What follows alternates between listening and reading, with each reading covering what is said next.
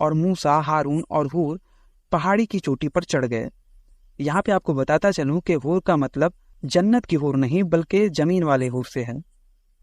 और जब तक मूसा अपना हाथ उठाए रहता था। नमस्ते सभी को मित्रों, वैचारिक मंथन यूट्यूब चैनल पर मैं आपका साथी आशीष चौरसिया आप सभी का हार्दिक स्वागत एवं अभिनंदन करता हूं।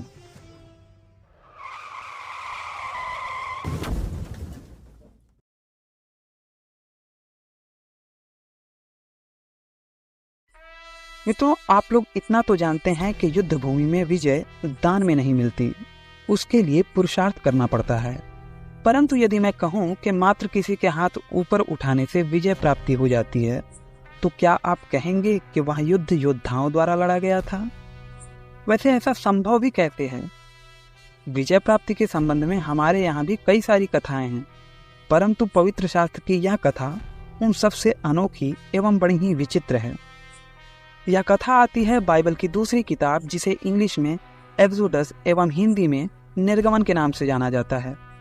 इसके 17वें अध्याय में बताया गया है कि मूसा का राइट हैंड यहोशू जब अपनी इजरायली सेना के साथ अमालेकियों से युद्ध कर रहा होता है, तो युद्ध में उसकी विजय मूसा के हाथ उठाने पर निर्भर होती है। मैं आपको पढ़ के बताता हूँ, जैसा कि निर्गमन के 17वें अध्याय के 10 से लेकर 13वें वचन में ये बताया गया है।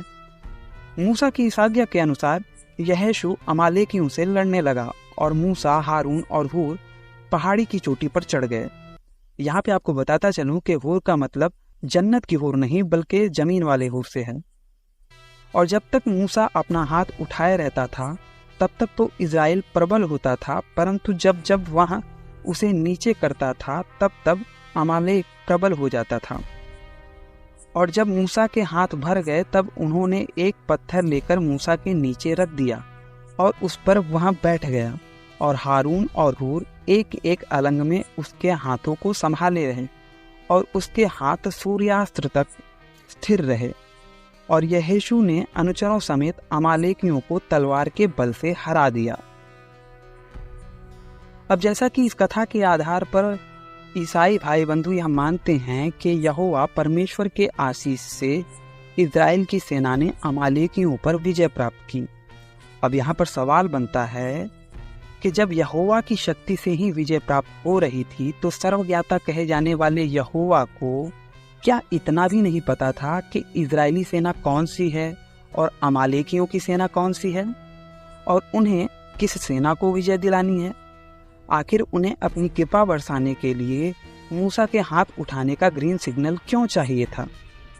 विजय प्राप्त करने के लिए युद्ध करना पड़ता है, पर यहाँ तो मूसा के युद्ध करने पर नहीं बल्कि मात्र दोनों हाथ ऊपर उठाने से ही इजरायलियों की विजय प्राप्ति हो गई। यह किस प्रकार संभव है?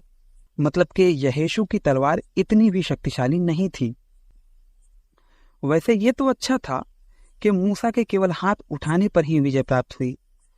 अगर कुछ और उठाने पर विजय प्राप्त होता तो हारून और हूर के सपोर्ट देने से भी काम नहीं बनता। जरा विचार कीजिए इन बातों पर। आप देख रहे हैं वैचारिक मंथन, मैं हूं आशीष चौरसिया।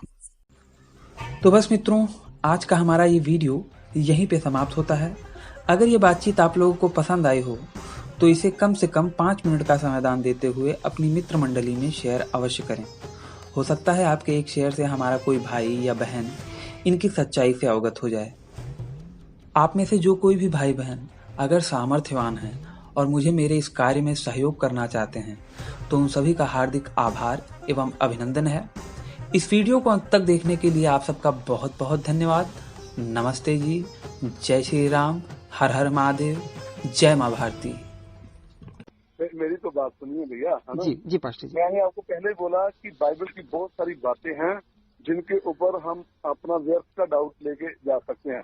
जब प्रभु यीशु से ये बोल रहे हैं ना कि मेरा पिता बड़ा, तो वो ये भी बोलते हैं मैं और पिता एक हैं। मैं और पिता एक हैं।